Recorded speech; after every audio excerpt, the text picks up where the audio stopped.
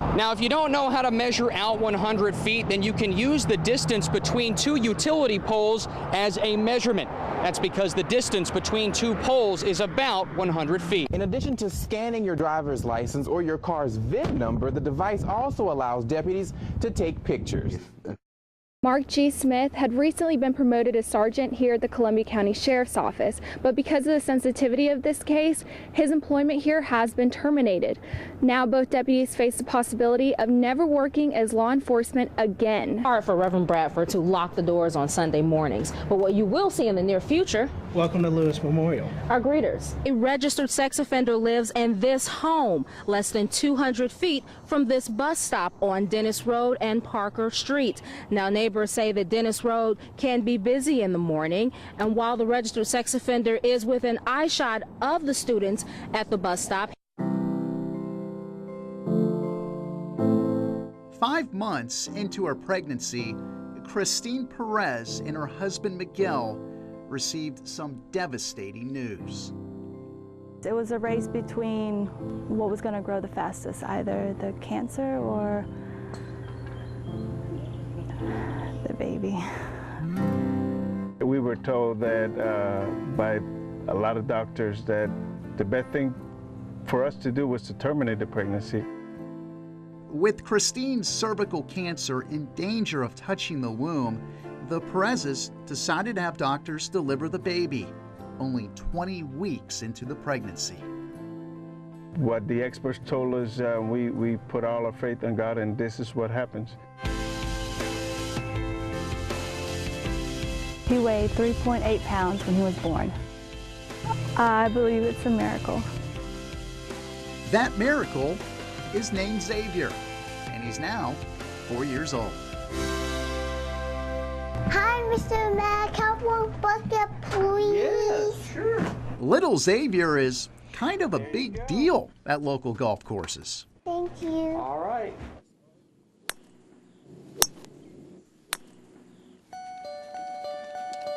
Xavier's obsession with golf began when he was 10 months old.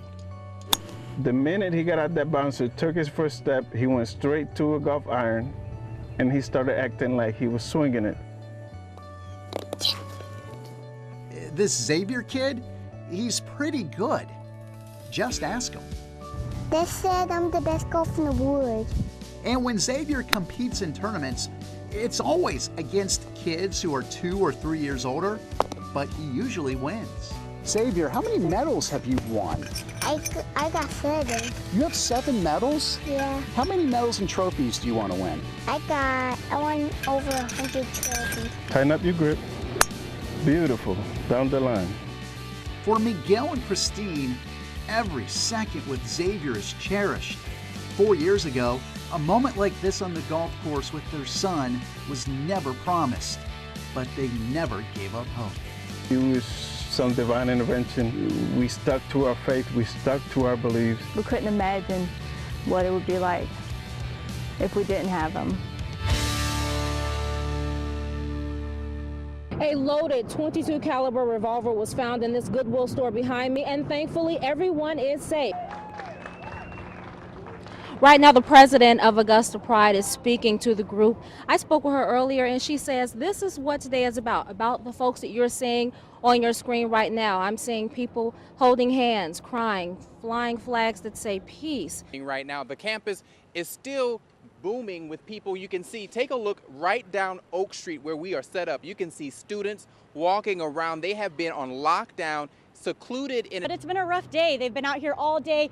Tenants going back and forth, getting their stuff out of these storage units. 17 were damaged. And you can see all these chunks of roof around me still lying here waiting to be cleaned up. There is still a lot to do. One by one, the locks were sawed off these storage units. Some of the contents inside became part of Sunday night's storm. I've been living in Augusta for 40 years and never ever see anything like this. Debris flew through John Nathanson's units next door.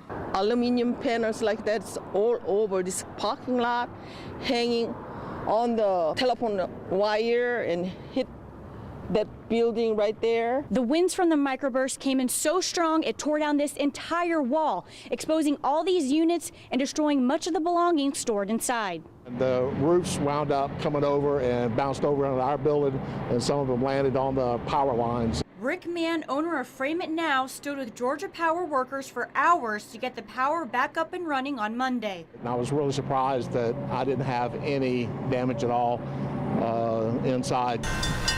This is footage from Sunday night right after the storm ripped through the plaza. Huge chunks of roof strewn all over the parking lot and on top of buildings. I mean, I just hopeless, you know, helpless. With multiple holes in parts of the roof and a damaged brand new air conditioning unit, Nathanson is working to get her insurance claims in quick. Just hope no more rain. If it's rain, you know, they got a lot of merchandise in the shop, it'll get damaged. And the shop owners are hoping to get the rest of this debris out of here tonight, but it's going to take a little bit to get those units back up and running that are damaged, probably about 4 weeks. But tell that to the folks stuck in this traffic jam behind me. Dom, let's show the people. Look at this. Folks are pretty much in a park position on Interstate 20 here at exit 190. A young man at the elementary school had a weapon inside his desk, and I'm here with Richmond County Sheriff Officer Sergeant Shane McDaniel. Sergeant, what can you tell us about what exactly happened inside that classroom? What I could tell you right now, I had some really beautiful hair. I had long, thick curls, blonde.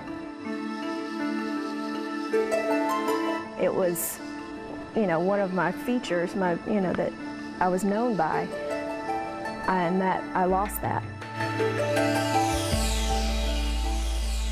Alopecia areata affects more than 6 million Americans. It often begins in childhood, and for Nan Chafin, she noticed her symptoms when she was 12. It was just a little bald spot on the back of my head about the size of a dime. And I mean, that's totally non-threatening, right?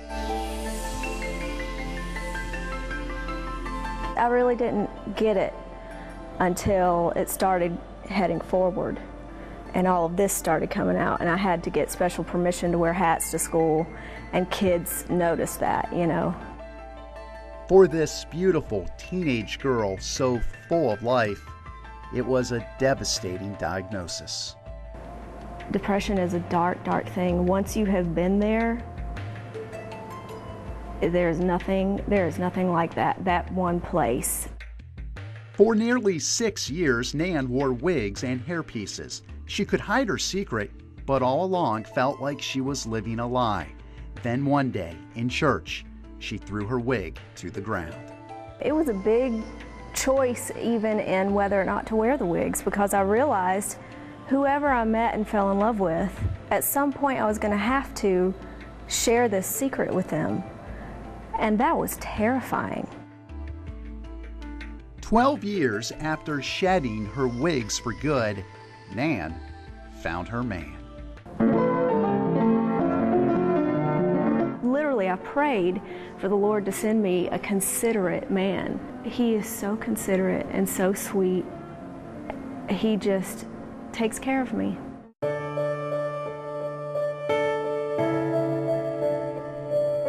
On Saturday, Nan Chafin will marry Orion Palmer.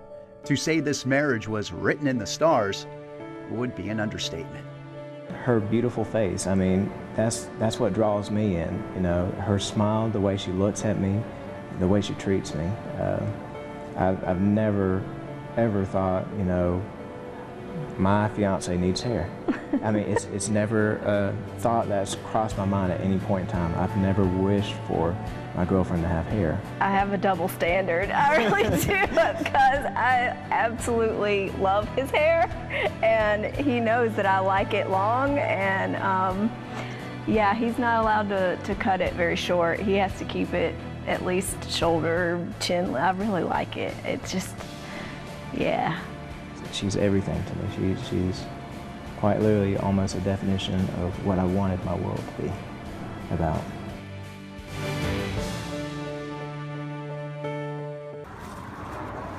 This iPhone video shows the route a 4-year-old Head Start student was required to walk just to get to and from school.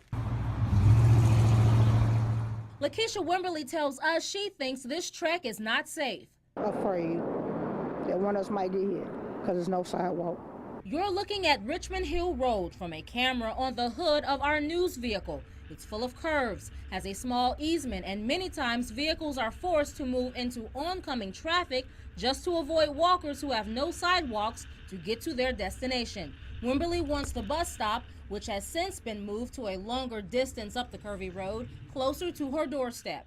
And once you get off the bus constantly pass straight by my house. Because of the fearful walk, Wimberly takes her son to and from school, and his uncle helps. They complain to Head Start that older kids in Richmond County schools get picked up right from home. Said they not associated with Board of Education, they do what they do. So that's when I called the city, and then the city said they can't do too much about it, and that's when I need to contact Channel 6. We showed our video of the walk down Richmond Hill Road to the Head Start director. My transportation person and the driver went out, looked at where she lives. Her street is very curvy. There is no good stop there, even in front of her house. Smith also says only children with physical disabilities are picked up at home, and if one child who doesn't fit that description gets it, everyone has to, but the time will not allow. The state of Georgia's licensing requires a 45 minutes time limit for each bus route. One of Wimberly's neighbors is Commissioner Dennis Williams. He tells us Richmond Hill Road is dangerous without sidewalks, but the newest SPLOST package that will come before voters might help. I'm not absolutely sure if it's one of the projects in the package, but I know we have a package for sidewalks throughout the county.